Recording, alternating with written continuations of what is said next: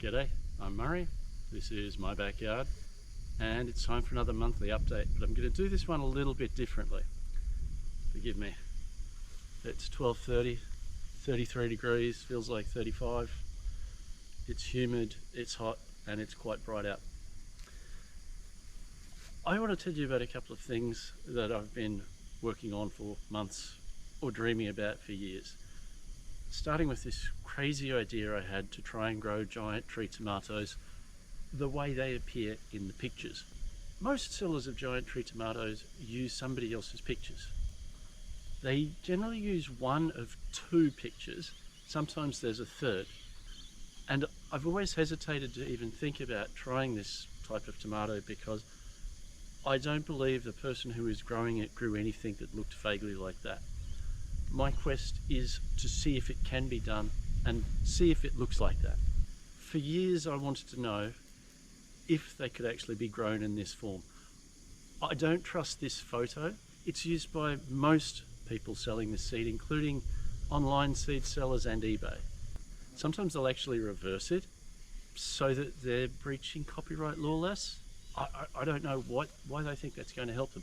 It's not their photo, but they're using it anyway. But I don't know. It would be amazing if I could reproduce this because I don't think it's reproducible, because look at those buckets of tomatoes. Are they suggesting they got all of those tomatoes off this vine? They're gallons of tomatoes. They got that off this vine and all of the rest of the fruit is left? Another thing I've got a bit of an issue with is, why are all of the tomatoes, almost all of the tomatoes, ripe? So the online sellers will find a really fancy photo of tree tomatoes being grown by someone else and use that to sell their product. I got a plant at a local nursery from a brand that I trust. It had they put 3 seeds in the pot, 3 tomatoes came up, and I immediately took 2 cuttings and planted those so that I'd have 3 plants. I thought I'd plant 2 and I'd have a spare in case something happened to one of the first 2. And that all worked a treat. I ended up with 3 plants, all fit and healthy, so I planted them. I'm only giving you an overview of the giant tree tomato saga here. It may be its own video. It probably will be, whether it's successful or not. I don't need it to look exactly like the pictures, but if it's close, I might believe it can be done like this. Okay, here's the giant tree tomato setup. Plant A, trellis all the way to the roof.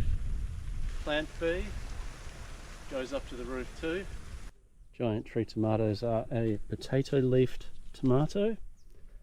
This one is larger than the other. This one was eaten by a wallaby at some stage and has come back stronger than ever. It's even got a fruit on it, which I might take off, I don't know. I could take the flowers off these and just let them grow for now until they get to the appropriate height. 3 meters by 3 meters, wire across the top that I can get hands through, so I'll be able to manipulate everything. I don't think it's too tall for me, and it was really quick and easy to set up. One regret, I should have dug these down a bit, those sides there. If I'd dug that down a couple of inches and that one down a foot, it would probably be close to level. Yeah, I could still do it, but will I? I don't know. We'll find out. Now it may cause a problem because I've wired these in, but it's only just occurred to me that I should have done that. So we'll see. Tomatoes go up the trellises and tomatoes go out. This banana might have to come out. It's either going to fruit soon or get in the way. I don't know. Will it work? Will it look anything like the picture? Well, you'll know when I do. I've got another plan that's working well, and hopefully I'm going to get some fruit out of it, and I'll walk you through that one too, and basically what's been going on. I have managed to tidy up around the big tank. I'm not planning on doing a walk around or a walk through of the whole garden today. I'm behind. I'm behind in the mowing. I'm behind in the weeding of the paths and garden work. It's been so hot and so rainy lately. It's crazy. The grass is growing. Every time you turn around, it seems to be taller, which is fantastic. All the rain we've been having is fantastic for the garden, but it's causing me trouble getting out here to work on it at times when it's rainy or so humid and hot that I can't get out until later in the day. So I've got reduced work hours when it's raining or too hot, and more work than ever to do. I'm putting all big projects on hold. I may do the odd small project, but don't expect major changes, except particularly to the plants for next month's update. One plant I'm growing for the first time is Giant Granadilla on this trellis. Granadilla comes up here in its own little cage, spreads out across the top. It's flowering, it's already flowered, and that first blush of flowers is gone, and it's yesterday started to open up its newest flowers. One of the problems with Giant Granadilla is it likes some top shade during the heat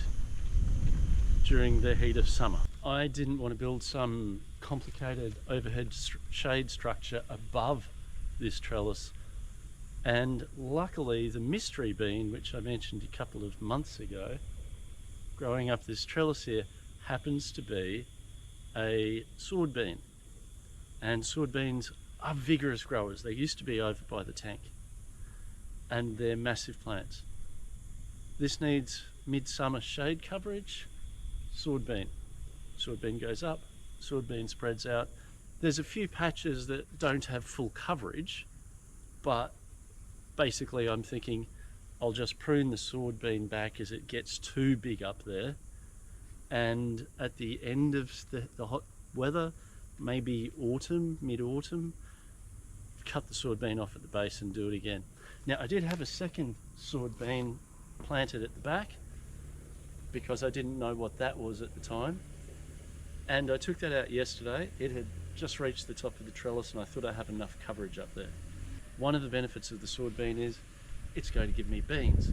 When they're about 10 to 15 centimeters long and they're quite wide and flat, they're just perfect steamed. They taste like a bean. They don't look particularly like a round bean, but they're fine in stir fries, steamed with your steamed veg. They're really good. I like them. I'm going to get some more beans off this plant before I end up killing it. I've been hand pollinating the flowers. It might not be absolutely necessary. Out of the first blush of flowers, I got 2 fruits pollinated, and on advice, I'm protecting them to try and stop them from getting stung. The recommendation was for paper bags. I didn't have any paper bags of the right size, so I've popped them in these sewn up little things made out of dishcloths. So hopefully it's going to work. I'm a bit worried that if it's touching the sides of the fruit, something may sting them through the protection, but we'll wait and see how it goes. I have a rare ginger plant and I'm thinking of putting it in there. It needs permanent shade, and under that trellis, even if I cut the sword bean out or down at some time of the year, the Granadilla will still be shading this area, so it might be a good fit. It's also a fairly tall one, so I think it gets to 8 feet, so it might stick up through the roof a bit, but we'll see. I think we're done with that trellis. I've decided to go with Silverbeet for a good cooking leafy green and young stem plant. It's a very robust plant as opposed to the small Chinese cabbage style plants. While I could protect these with a bird screen net or daily spraying of an organic pesticide, why would I bother when I've got this? I have a couple back here just in case. And I think I put another couple in. Oh, there they are, beside the sunflowers. Rainbow chard, it's known as across the world, but I'm in Australia and it's Silverbeet here and in New Zealand, I think. Okay, these are your standard Beauregard sweet potatoes. This is how I'm going to try growing them. I'm probably going to have to support this trellis because they're going to get very bushy up top, and I've had a little issue with the trellis, which I shall detail now. This was an unforeseen problem.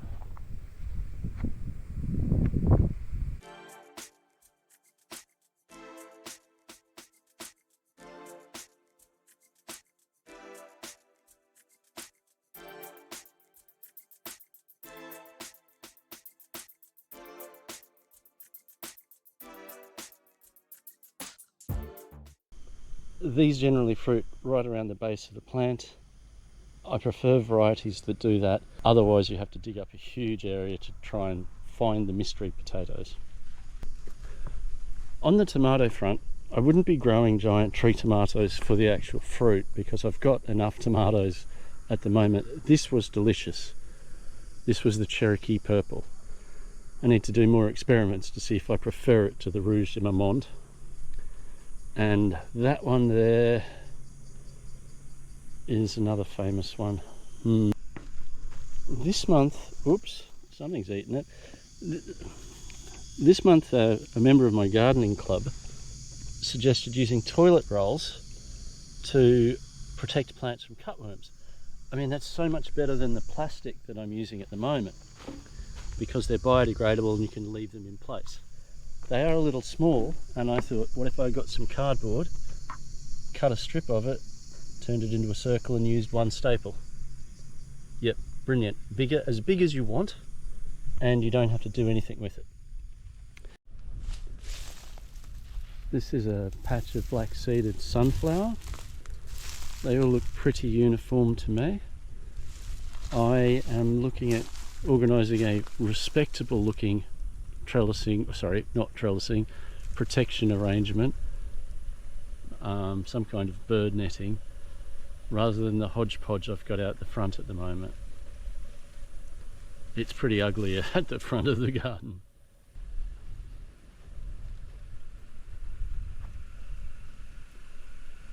This one's about 7 feet tall.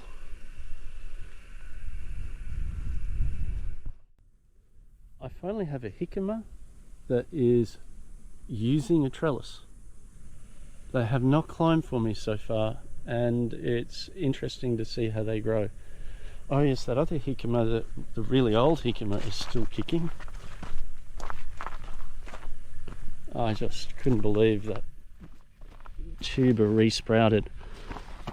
It's fun to learn about plants. Oh, doesn't look great, does it? But it looks surprisingly happy. I'm not going to expect to get another tuber off it, but, well, the things you learn. I removed a large Hawaiian purple sweet potato plant that I'd probably left in for too long over here. It was actually a lot easier than I expected it to be. Once I cut the base of the plant off, it just lifted straight off the star picket, the trellis, and then it was a case of trying to track down some of the tubers. I'm not going to plant anything in here for a while because I'm going to have to leave plenty of time for the tubers to start to re-sprout because I'm sure I missed some. That's my main problem with the Hawaiian purple, waiting for the tubers to show up after you've already dug up the plant. And the flavour isn't great. They're quite dry. I'm not a big fan of them. I'm hoping the Molakai purple will be kind to me and be a decent grower. I have actually dug one up in there, but it was obviously too early. The biggest tubers were about that big. I've had a failure here. My mangel wurzel seeds didn't come up. It's just too hot for them to be planted in the garden like this, so I'm going to have to try my remaining seeds, 2 more up there, try my remaining seeds in pots and see how they go. Oh well. Okay, so that's some of the little interesting projects and plants that I've got going on. I can't wait till I can show you some manga wurzels, but that's going to take a while. They're not very big yet. I do have a couple up out here, but the ones out there failed. The magpies haven't been coming much lately. Fair enough. They've got tons of food, no chicks, there's no nest, so mum doesn't need a dense source of food. So I've been going through the archives and cleaning out old footage to get rid of, and the stuff that's really brilliant I'm going to be putting up shortly. Really good video coming on the 4th, or I think there's a really good video coming on the 4th, which is the anniversary of the day it was shot from last year with mum, dad, and well, at least one of the chicks. I can't quite remember off the top of my head now. So yep, I'm still enjoying doing the videos. I think I'm still getting better at editing, but we'll see.